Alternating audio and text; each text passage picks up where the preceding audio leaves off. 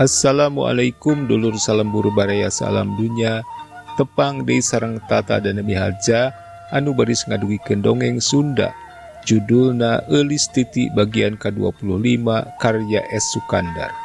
Mangga baraya wilujeng ngabandungan.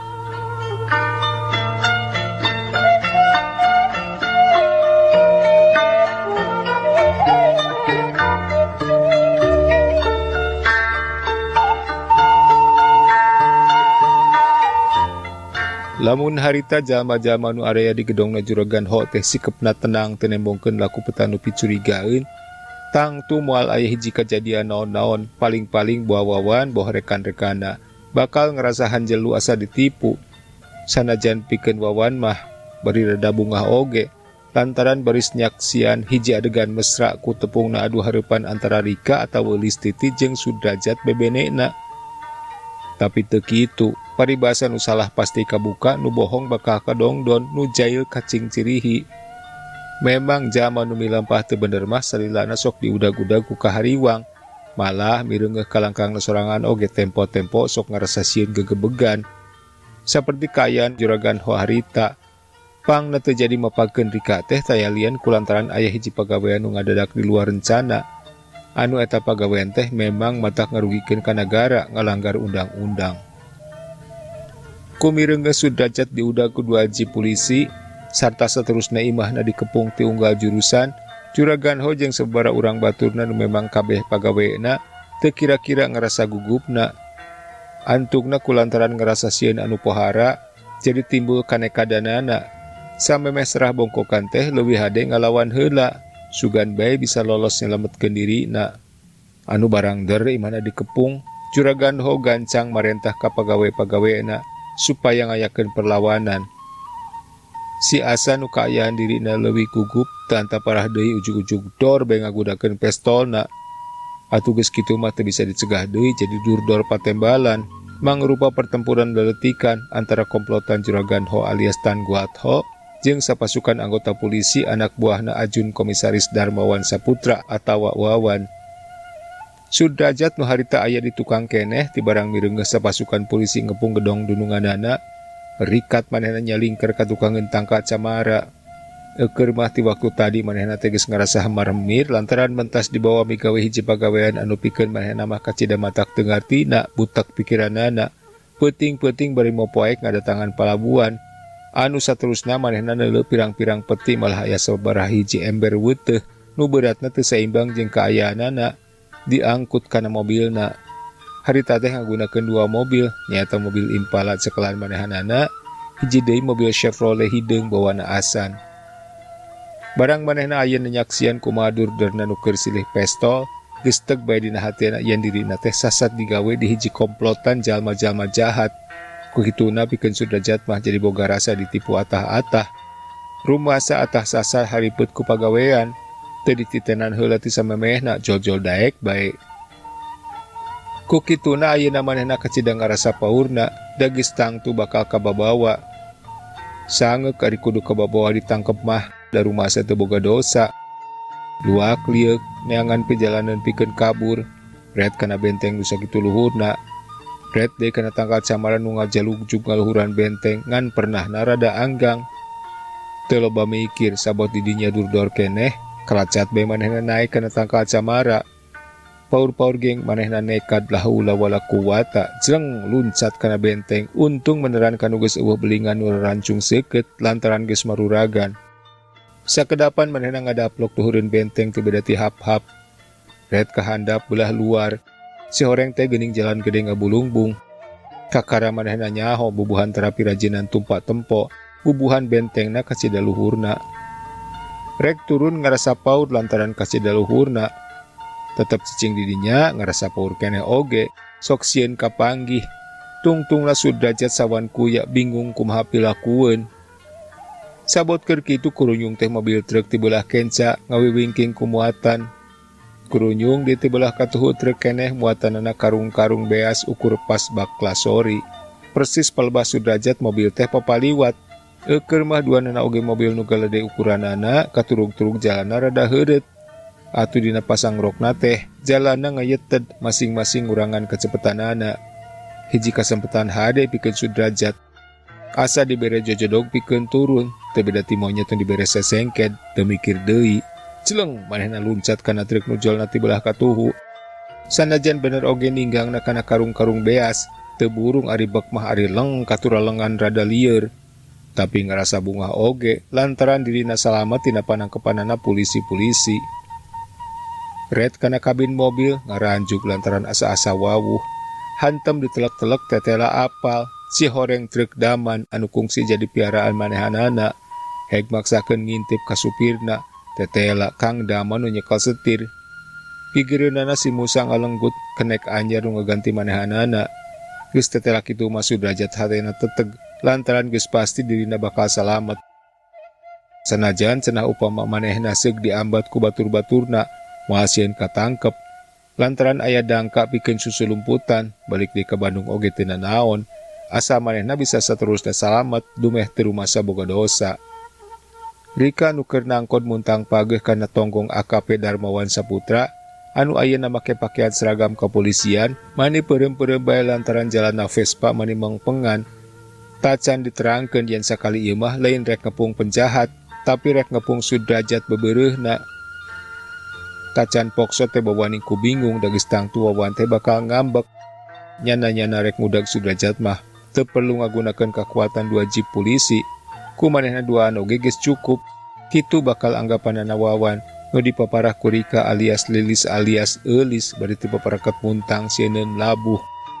Srog kahareupeun gedong Juragan Ho nu silih pestol teh geus eureun, malah Juragan Ho alias Tan Guat Ho jeung 5an baturna geus dibarangkol. Tacan diayakeun papariksaan lantaran ngadaguan heula komandana nyaeta Wawan alias Ajun Komisaris Polisi Darmawan Saputra nu harita kakarang ngerongheap bareng jeung Eulis Titi alias Lilis alias Rika si mojang super modern. Eulis teu kira-kira ngaranjugna mireung hiji adegan di luar sangkaanana. Nah bet kitu kejadianana oge ka mana ari Sudrajat. Teu mirosea kanu araya di dinya terleng manehna ka tukang. Bre dan hideung nu tadi teh ngabagu kosong eueuh jelemaan, terleng deui ka dapur. Unggal kamar kabeh diubek di kotektak. Teu aya nu lolos, Bu. Sadayana ge tos katangkep, ceuk saurang brigpol nu harita ngukuntit kalawan parentahna AKP Darmawan. Leres? Eulis nanya bari ngalieu ka tukang. Sumuhun, Bu, ti tadi oge jalan pilumpateun parantos ditutup. Taya kesempatan kanggo lolos, ari sanes kana benteng mah mung taya panginten, oge teu aya tanda-tanda tilasna. Dilebetos di parios, tidak aya nu nyumput. Parantos, Bu, teu aya deui sadayana mung genepan kalebet si buyak. Polisi teh bari nyerengeh. Mohon. Eulis unggut-unggutan kawas nu ngarti, padahal hatena mah kecida teu ngartina. Kunaon sababna pangna Juragan Ho alias Tan Guat Ho anu nyandang tatali oge teu kira-kira tagiwurna lantaran Sudrajat teu kapanggih. Eulis teh nyarita deui. Leos bae ka jero nyampeurkeun AKP Darmawan nu harita keur ngayakeun pameriksaan di jero gedong. Babandan mah kabeh dikumpulkeun di hiji kamar kalawan dijaga kuat. Kanu aya patula patalina mah tacan diayakeun pameriksaan ngadaguan heula Eulis lantaran manehna nu boga pokal. Naon sababna pangna mobil sedan hideung teh kudu ditangkep. Naon dasarna ieu penangkepan teh Lis? AKP Darmawan ngaharewas ka Eulis. Parios heula we Kang Wan sadayana kamar-kamar. Walon Eulis rada-rada geumpeur. Oge ngarasa bingung deui ku teu ayana Sudrajat di dinya. Red Eulis kana hiji gambar alketip model sajadah nu diterapkeun kana tembok, bet mata kataji. Eta ku gambarna sapasang muda-mudi keur nyarekel kembang eros beureum jeung eros bodas. Asa ngebrehkeun kaayaan manehanana jeung Sudrajat, apanya kitu pisan. Pangangguran heg Eulis ngadeuketan, gambar teh diragap muji ku hade buatanana. Mana rapi-rapi teuing. Na ana srek teh karagap aya nu ngabendul-bendul. Alketip teh disingkapkeun ari breh teh. Mata kaget. Geuningan panto ditutupan alketip. Nu tadi karagap teh memang bebendul panto. Rob kabeh maruru kadinya. Disurung-surung panto teh pageuh. Belecet saurang anggota polisi kahareup nyokot saguyun konci-konci nu tadi kapanggih tina sakuna Tan Guat Ho waktu tadi digaradah. Sanggeus datang deui cetrek. Bray panto dibuka sosina ku AKP Darbawan, ari breh teh. Pirang-pirang peti jeung 50 ember weuteuh. Bus sararea arasup, peti nu hiji heg dibuka disungkal ku bayonet. Ari breh teh matak olahok ngembang kadu, teu sangka satungtung buuk. Ceg wawan kana ember, heg dijungjungkeun rada ampeg. Red kana bujurna nu beulah luar, tetela misah. Krewak di kana bayonet. Bujur ember belah jero teh ditotog ku bayonet. Ari berbei teh aya nu bijil hideung-hideung semu kental. Sararea iwal ti eulis da puguh teu ngarti. Ting polohok deui bae bari gogodeg. Eulis nu harita keur ngahulang bari teu ngarti teu kira-kira ngarancugna lantaran teu kanyahoan manehna dirangkul ku Wawan nu geus teu kawawa tina bakat tingku bungah-bungahna. Lantaran geus teu bisa disangsrikeun deui yen Juragan Ho alias si Tan Guat Ho teh hiji penyelundup candu gelap, bukti-buktina natrat kesaksian ku sararea. Eulis tu memang harita keur balangah, nya kapaksa narima kana nasibna, beungeutna beureubeut ceuy, sakilat ngadilak ka Wawan beri pokna setengah nyentak. Nakal, cenah, anu saterusna ngabalieur nyumputkeun beungeutna. Nyoreang heula ka Bandung bisa kapopohokeun. Kosasi nu keur ngaringkuk ti rumah sakit Rancabadak ngan meunang 10 poe dirawatna. Anu saterusna geus bisa kaidinan balik lantaran tatu-tatuna geus cager pisan. Dina poean balik geus ngabagug di hareupeun rumah sakit hiji mobil sedan Nash pulas kopi ngora kagunganana Juragan Jayadi anu ngahaja harita mapagkeun sapiri umpi. Beres aras urus sakumaha biasana nu rek ninggalkeun rumah sakit, saak sararea kana mobil, Juragan Jayadi jeung ibuna di tukang caralikna. Kosasi nu dihareup ngarendeng jeung Neng Halimah nu nyekal setir. Ulah rusuh teuing na Neng, heg ke nabrak deui jelema. Ibu Ningrum bangun hariwangeun. Moal atuh Bu, da ayeuna mah aya nu ngajagi. Walau Neng Halimah bari imut ngagelenyu, giler kanu diuk gigireun nenggorkeun keletna. Kosasi ngabelehem eraeun, diukna murungkut bari semu nyered ka sisi panto. Ku kitu teh mah sanajan bener oge diuk ngarendeng jeung mojang lenjang nu jadi panyileukan. Ari aya nu nyaksian mah bet piraku make ngadatangkeun kanikmatan. Malah matak era be nu aya. Komo deui ieu mah ibu ramana pisan nu nyaksian teh. Ulah sisi-sisi teuing engkang beuling ngageblak pantona.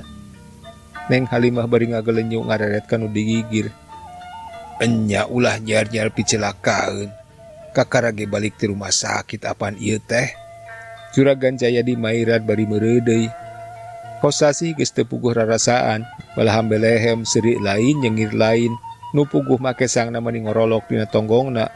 Tapi teu burung diukna mah ngised saeutik ngadeuketan Neng Halimah. Geleser sedan teh maju ninggalkeun rumah sakit Rancabadak.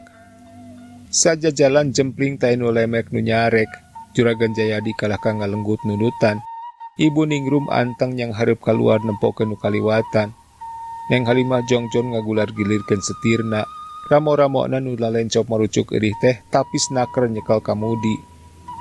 Sakedeung-sakedeung ngaguriwel mindahkeun persnelengna. Waktu sukuna ngamainkeun kopling, ngajorelat bitis nu ngagelempong koneng bangun endogan teh nembongan. Nu nimbulkeun teu puguh rarasaan ka Kosasi. Diukna sanajan bener padeukeut, tapi diilik-ilik mah kalah jiga nu murungkut meotan, teu beda ti tinggi digebrig.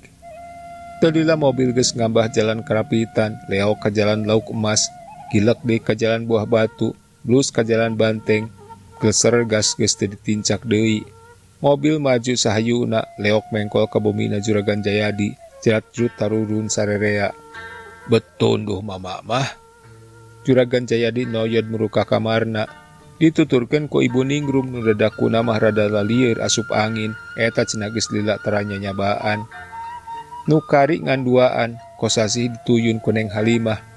Majarkeun teh cenah bisi laleuleus keneh maklum hudang gering. Lain terus ka ari mah tapi ieu mah kalah ka ngoloyong kana bangku handapeun tangkal buah. Geek dariuk ngarendeng, ayeuna mah Kosasi teh geus teu parangkat purungkut deui, tapi leuwih agresif. Langsung Neng Halimah teh diserang. Prikik 3 prikik cenah da geus eueuh lepri ieu ayeuna mah, tapi cilaka.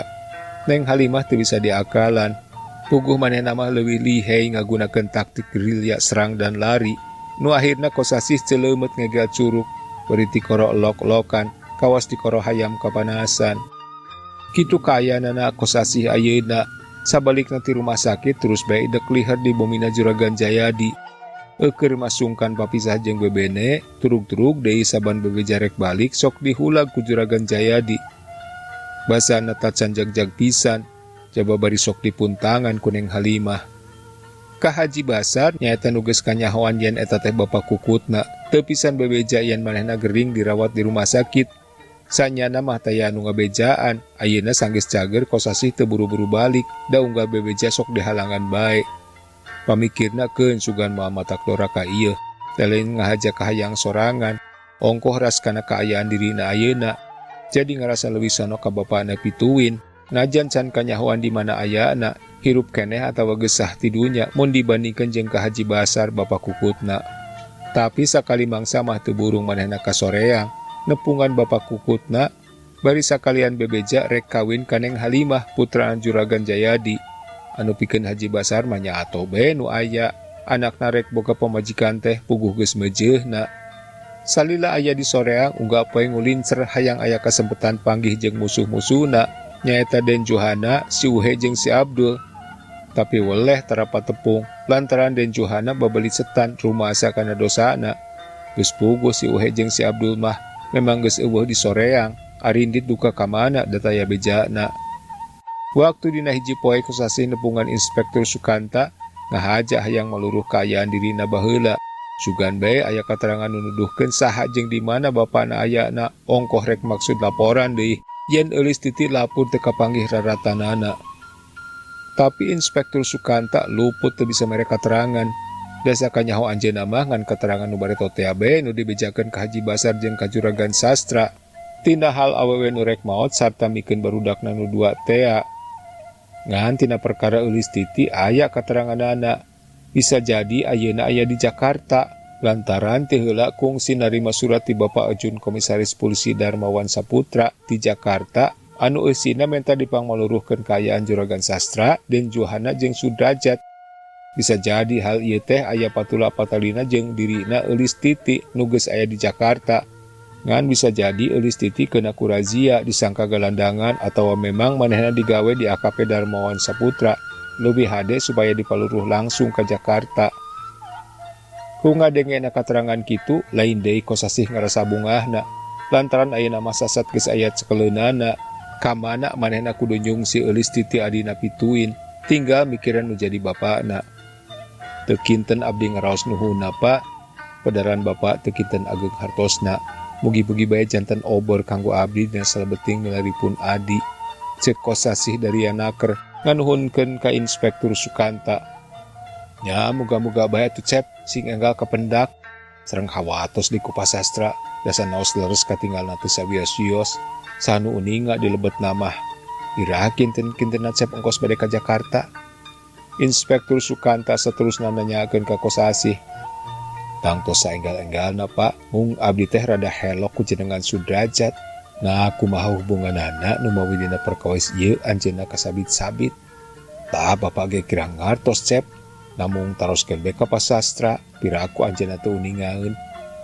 Sumohon bade dicobian ditaroskeun ka anjeunna, cek Kosasih.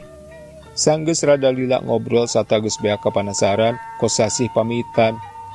Saleos nanti Inspektur Sukanta terus bae Kosasih ngadatangan Juragan Sastra. Didatangan ku Kosasih teh teu wudu Juragan Sastra make ngalimba sagala.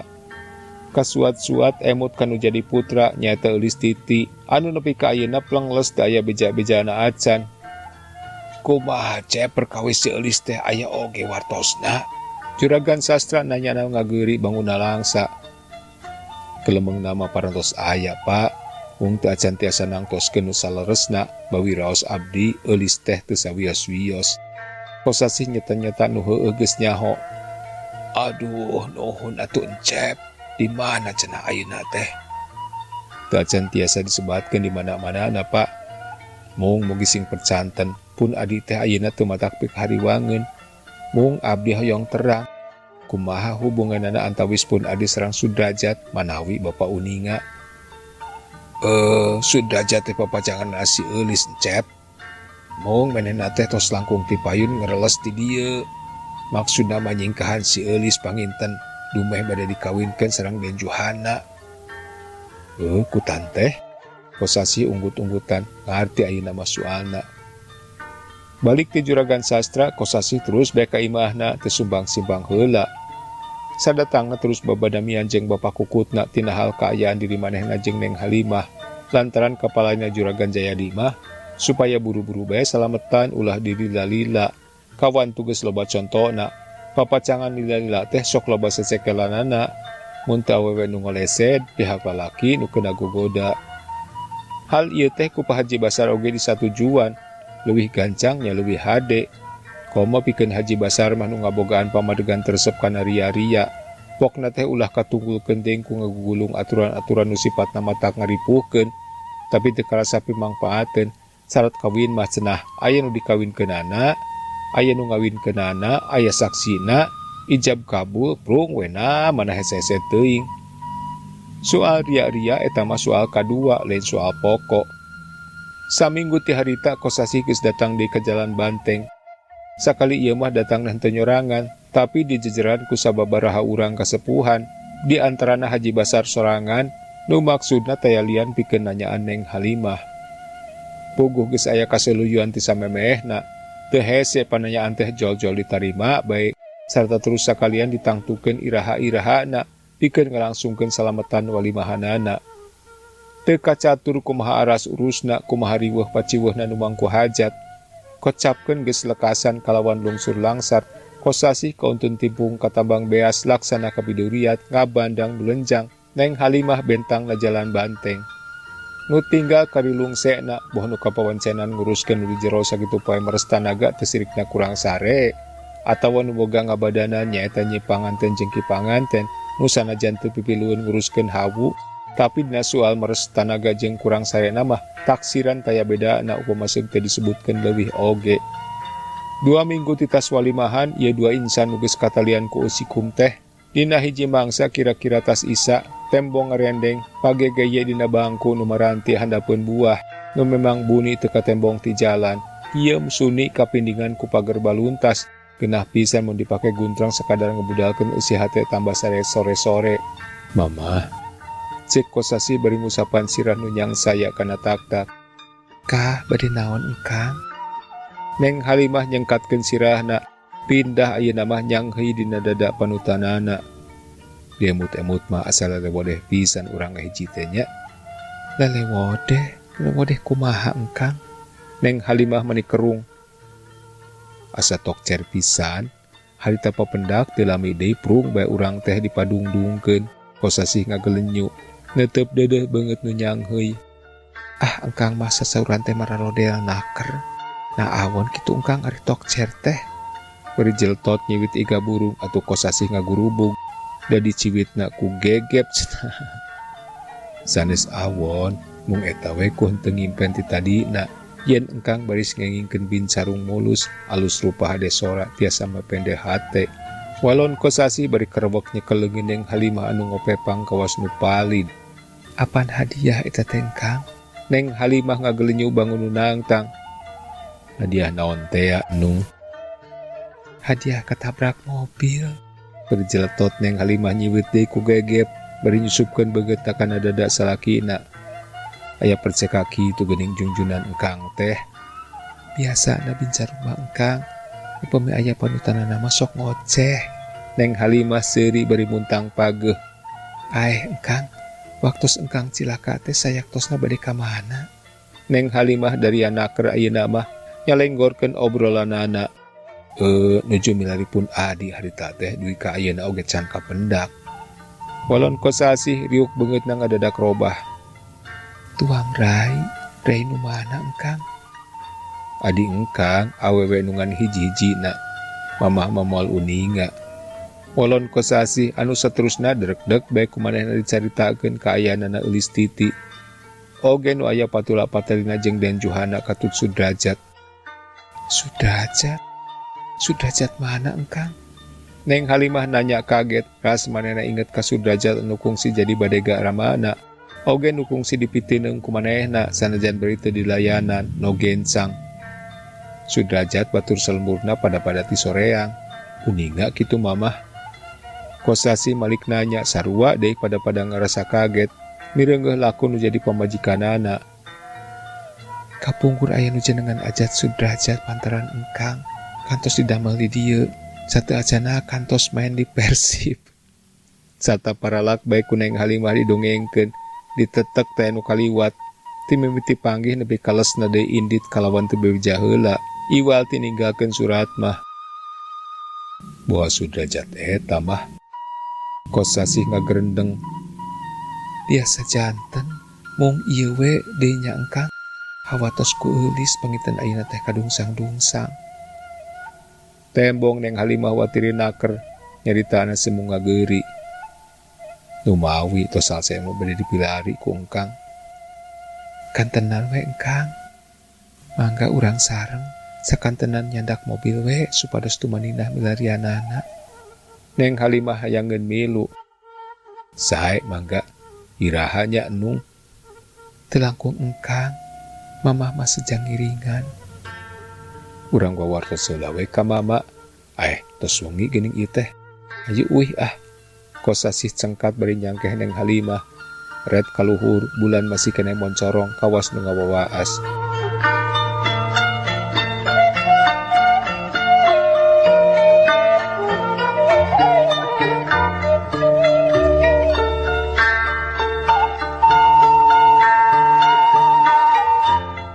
Cag baraya duwi ka dieu heula dongeng Sunda anu judulna Eulis Titi bagian ka-25 karya S. Sukandar.